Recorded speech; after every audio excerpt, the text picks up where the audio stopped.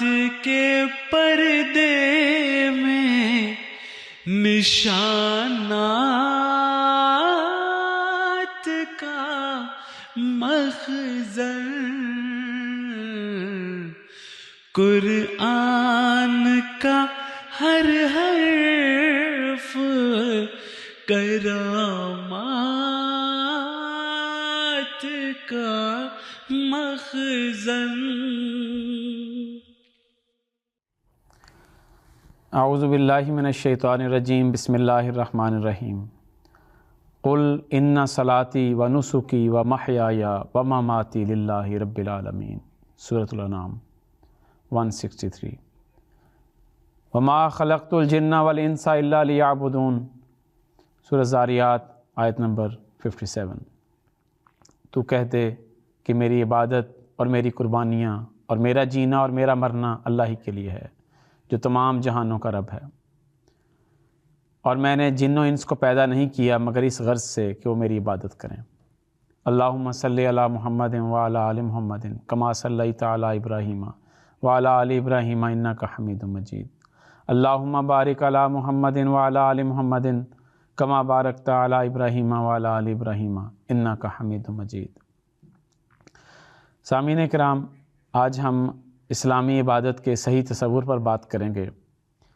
عبادت عموماً دنیا میں اس کے بارے میں دو نظریات رائج ہیں، اور دونوں ہی ایکسٹریم ہیں، دونوں ہی افراط و تفرید کا شکار ہیں۔ ایک گروہ وہ ہے جو یہ سمجھتا ہے کہ تارک الدنیا ہو جانا، جنگلوں میں نکل جانا، شادیاں نہ کرنا اور روزے رکھنا اور نمازیں پڑھنا محض یہ عبادت ہے۔ اور دوسرا گروہ یہ سمجھتا ہے کہ گویا کہ عبادت کا مطلب صرف یہ ہے کہ انسانوں کے حقوق ادا کیے جائیں، غریبوں کی مدد کی جائے، معذوروں کی ہیلپ کی جائے، کسی کی مدد کر دی جائے، بس یہی عبادت ہے۔ حضرت مسیح موعود علیہ السلام نے اس کی تفصیل کے ساتھ اس کے بارے میں یہ فرمایا ہے کہ عبادت اصل میں کہتے کس کو ہیں۔ حضرت مسیح موعود علیہ السلام فرماتے ہیں کہ عبادت اصل میں اس کو کہتے ہیں کہ انسان ہر قسم کی قساوت، کجی کو دور کر کے دل کی زمین کو ایسا صاف بنا دے جیسے زمیندار زمین کو صاف کرتا ہے۔ پھر فرماتے ہیں کہ جب دل کی زمین میں کوئی کنکر پتھر ناہمواری نہ رہے اور ایسی صاف ہو کہ گویا روح ہی روح ہے، تو اس کا نام عبادت ہے۔ چنانچہ اگر یہ درستی ہو جائے تو اگر یہ درستی و صفائی آئینے کی جاوے تو اس میں شکل نظر آ جاتی ہے، اور اگر زمین کی جاوے تو اس میں انواع و اقسام کے پھل پیدا ہو جاتے ہیں۔ پس انسان جو عبادت کے لیے پیدا کیا گیا ہے، اگر دل صاف کرے اور اس میں کسی قسم کی کجی اور ناہمواری، کنکر پتھر نہ رہنے دے تو اس میں خدا نظر آئے گا۔ تو حضرت مسیح موعود علیہ السلام یہ فرماتے ہیں کہ جب گویا دل کے آئینے میں خدا نظر آنے لگ پڑے تو یہی عبادت ہے۔ حضرت مسلم موعود رضی اللہ تعالیٰ عنہ نے اس کو ایک اور رنگ میں بیان کیا۔ اسی کی تفصیل حضور کے الفاظ میں یہ اس طرح ہے کہ حضرت مسلم موعود رضی اللہ عنہ فرماتے ہیں کہ عبادت چند ظاہری حرکات کا نام نہیں ہے، بلکہ ان تمام ظاہری اور باطنی کوششوں کا نام ہے جو انسانوں کو اللہ تعالیٰ کی صفات کا مظہر بنا دیتی ہیں۔ پھر آپ فرماتے ہیں کہ کیونکہ عبد کے معنی اصل میں کسی کے نقش کو قبول کرنے اور پورے طور پر اس کے منشا کے ماتحت چلنے کے ہوتے ہیں۔ پھر حضرت مسلم اور رضی اللہ تعالیٰ عنہ نے فرمایا کہ عبادت اللہ تعالیٰ کی صفات کو سامنے رکھنے اور ان کا نقش اپنے ذہن پر جمانے کا نام ہے۔ اسی مضمون کی طرف ایک حدیث میں اس طرح اشارہ کیا گیا ہے کہ حضرت صلی اللہ علیہ وسلم سے ایک شخص نے سوال کیا کہ یا رسول اللہ صلی اللہ علیہ وسلم مل احسان ہو، کامل عبادت کیا ہے؟ تو آپ نے فرمایا کہ ان تعبد اللہ کأنک تراہ، کہ تم اللہ کی عبادت ایسے کرو گویا تم اللہ تعالیٰ کو دیکھ رہے ہو، گویا معنوی طور پر وہ اپنی تمام صفات کے ساتھ تمہارے سامنے کھڑا ہو جائے۔ تو دیکھیں، عبادت جو اسلامی نظریہ ہے وہ یہ ہے کہ کہ انسان جو کام بھی کرے وہ خدا کی خاطر کرے اور اس کا دل اتنا صاف اور شفاف ہو جائے کہ گویا کہ اس میں خدا نظر آنے لگ پڑے. اور جب اس حد تک وہ پہنچے گا تو اس کے بارے میں حدیث میں ذکر آتا ہے کہ ایسا شخص پھر بہترین انسان ہے. چنانچہ حدیث میں آتا ہے کہ ہاں حضرت صلی اللہ علیہ وسلم نے فرمایا کہ صحابہ کو مخاطب کر کے فرمایا کہ کیا میں تمہیں بہترین لوگوں کے بارے میں نہ بتاؤں؟ انہوں نے کہا بلا یا رسول اللہ، کیوں نہیں یا رسول اللہ، ہمیں بتائیں آپ. تو آن نے فرمایا کہ تم میں سے بہترین وہ لوگ ہیں کہ جن کو جب دیکھا جائے تو ان کو دیکھ کر اللہ تعالیٰ یاد آ جائے. تو گویا چلتے پھرتے وہ خدا کا ذکر کرنے والے اور ایسے لوگ ہیں جن میں خدا کی صفات نظر آتی، جو اپنے دل کے شیشے کو اس قدر صاف کرتے ہیں کہ خدا تعالیٰ ان کے دل کے شیشے میں جلوہ گر ہو جاتا ہے، ان میں خدا تعالیٰ کے نقوش پیدا ہو جائیں. جیسا کہ حضرت مسلم رضی اللہ عنہ نے فرمایا کہ عبادت کا مطلب ہے نقش پیدا کرنا. تو گویا کس کے نقش پیدا کرنا؟ خدا تعالیٰ کی ذات کے، خدا تعالیٰ کی صفات کے نقش پیدا کرنا. تو جب انسان اس حد تک پہنچتا ہے تو پھر وہ اس حدیث قدسی کا مصداق بن جاتا ہے جس میں اللہ تعالیٰ فرماتا ہے کہ میرا بندہ نوافل کے ذریعے میرے قریب ہوتا جاتا ہے یہاں تک کہ میں اس سے محبت کرنے لگتا ہوں، اور جب میں اس سے محبت کرنے لگ جاتا ہوں تو میں اس کے کان بن جاتا ہوں جس سے وہ سنتا ہے، میں اس کی آنکھیں بن جاتا ہوں جس سے وہ دیکھتا ہے، میں اس کے ہاتھ بن جاتا ہوں جس سے وہ پکڑتا ہے، اور میں اس کے پاؤں بن جاتا ہوں جس سے وہ چلتا ہے. تو یہ وہ مقام ہے جو صحیح عبادت کا مقام ہے، جس کے بارے میں حضرت صلی اللہ علیہ وسلم نے ہماری رہنمائی فرمائی ہے. اور پھر اس حوالے سے ایک اور جو حدیث ہے وہ بھی اسی مضمون کو لے کے آگے چلتی ہے کہ ہم نے اللہ تعالیٰ کی صفات پیدا کرنی ہے تو تب ہم جا کے خدا تعالیٰ کی صفات کے مظہر بنیں گے. چنانچہ فرمایا تخلقوا باخلاق اللہ ہے کہ اللہ کے اخلاق پیدا کرو. تو گویا اسلامی عبادت کا حقیقی تصور یہ ہرگز نہیں ہے جیسے باقی لوگ یہ سمجھتے ہیں کہ جنگلوں میں چلے جانا تارک الدنیا ہو جانا. نہ تو یہ حقیقی تصور ہے، نہ ہی یہ حقیقی تصور ہے کہ صرف انسانوں کے ساتھ حسن سلوک کیا جائے اور حقوق اللہ بھی چھوڑ دیے جائیں اور صرف حقوق العباد کی طرف توجہ کی جائے. تو یہ بھی ہرگز اسلام کا مقصد نہیں ہے. حضرت مسیح موعود علیہ السلام نے اپنی کتابوں میں، اپنے ملفوظات میں بکثرت اس بات کی طرف توجہ دلائی ہے کہ 2 حصوں پر عمل کرنا عبادت کہلاتا ہے. نمبر 1 حقوق اللہ اور نمبر 2 حقوق العباد. تو آپ نے اس حوالے سے فرمایا کہ شریعت کے 2 ہی بڑے حصے اور پہلو ہیں جن کی حفاظت انسان کو ضروری ہے، ایک حق اللہ اور دوسرے حق العباد. پھر آپ فرماتے ہیں سننے میں تو یہ 2 فکرے ہی ہیں، سننے میں تو یہ 2 ہی فکرے ہیں، لیکن عمل کرنے میں بہت ہی مشکل ہیں. حقوق اللہ کیا چیز ہے اور کیسے ادا ہونے چاہیے؟ اس حوالے سے اس میں کوئی شک نہیں کہ اسلامی عبادات، نماز، روزہ، زکوٰۃ، حج، یہ سب حقوق اللہ ہیں، اور جب انسان ان کو حقیقت کے ساتھ سمجھتے ہوئے ادا کرتا ہے تو وہ گویا اللہ تعالیٰ کے حقوق ادا کر رہا ہے، شکر ادا کر رہا ہے اللہ تعالیٰ کا. اور لیکن اس میں سے سب سے بڑھ کر ایک چیز ہے، وہ یہ کہ جو بھی ہو جائے، جیسے بھی حالات پیدا ہوں، کبھی بھی خدا تعالیٰ کا دامن ہاتھ سے نہیں چھوڑنا، خدا تعالیٰ کا دروازہ نہیں چھوڑنا، ہر کام میں خدا کی رضامندی کو سامنے رکھنا ہے. مجھے وہ ایک حکایت مثنوی رومی کی یاد ہے کہ جس میں نواب عماد الملک والی ان کے بارے میں ملتا ہے. کہتے ہیں کہ نواب عماد الملک جو تھے وہ ایک نہایت سخی شخص تھے. ان کے پاس 500 غلام تھے اور جنہیں وہ بڑے اچھے طریقوں سے رکھتا تھا، اپنے بیٹوں سے بڑھ کر پیار کرتا تھا، انہیں بہترین لباس، عمدہ کھانا، ہر طرح کی سہولت ان کو دیتا تھا اور بڑی ان کی شان و شوکت تھی. اس کی وجہ سے لوگ کہتے تھے کہ دیکھو نواب عماد الملک کتنا اچھا سلوک کرتا ہے اپنے غلاموں کے ساتھ. کہتے ہیں کہ ایک دفعہ یہ غلام بہترین کپڑے پہنے ہوئے اور بہترین لباس کے ساتھ اور بہترین پوشاک کے ساتھ اور بہترین انہوں نے زرق برق اپنے گولڈ کی چیزیں بھی پہنی، وہ گزر رہے تھے. تو ایک غریب اور فقیر شخص کی ان پر نظر پڑی جس کے پاس نہ کھانے کو کچھ تھا، نہ اس کے پاس لباس تھا، پھٹے ہوئے کپڑے پہنے اس نے.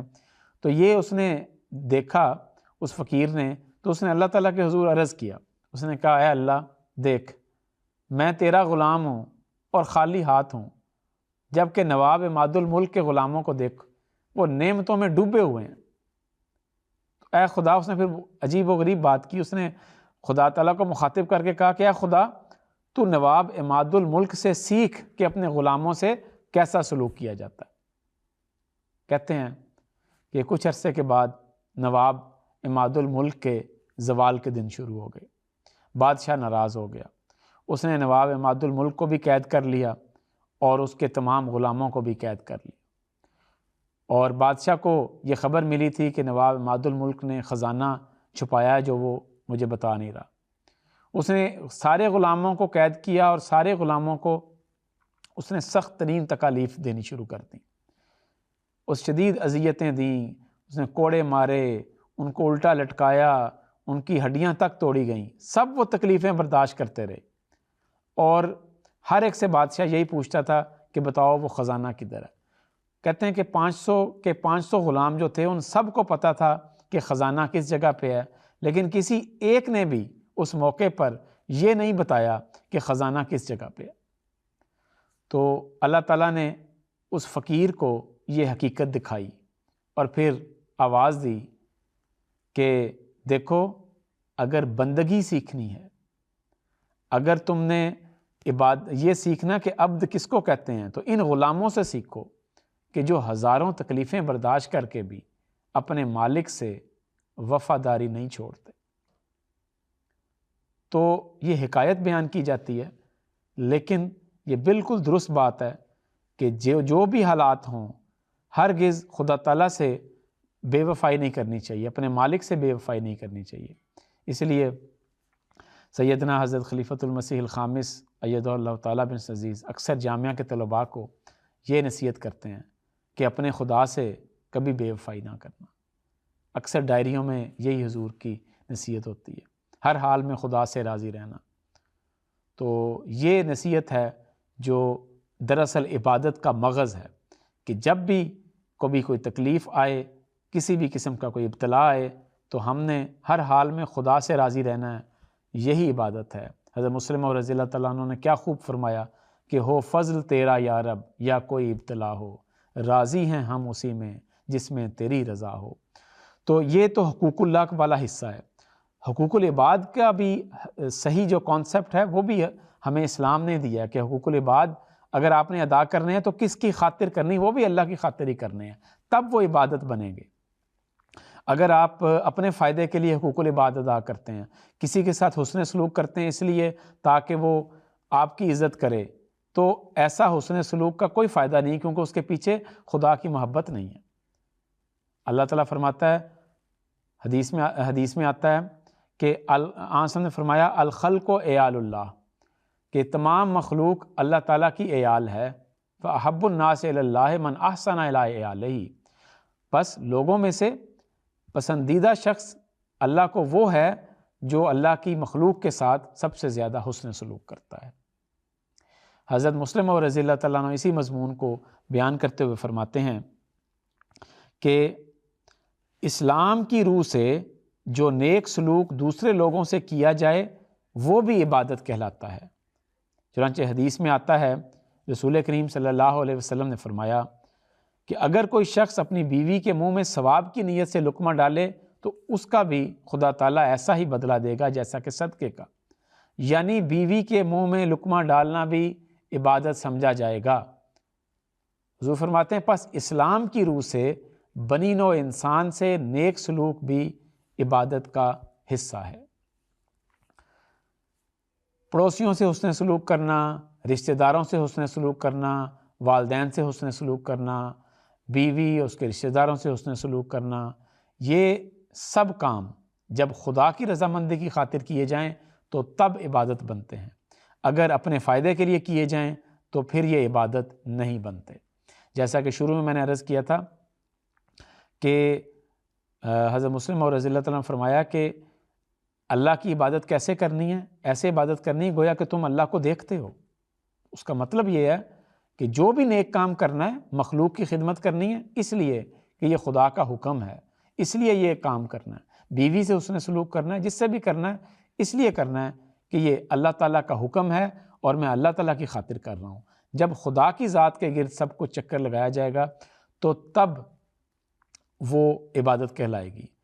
لیکن اگر کوئی شخص حقوق اللہ ادا کرتا ہے، اگر کوئی شخص عبادتیں کرتا ہے، نماز پڑھتا ہے، روزے رکھتا ہے، سب کچھ کر رہا ہے اور دن رات اللہ کی طرف گویا کہ تہجدیں بھی پڑھتا ہے، لیکن خدا تعالیٰ کی مخلوق اس سے تنگ ہے، اس کے ملنے والے، اس کے رشتہ دار سب اس سے تکلیف اٹھاتے ہیں، تو ایسے شخص کی عبادتوں کا پھر کوئی فائدہ نہیں ہے۔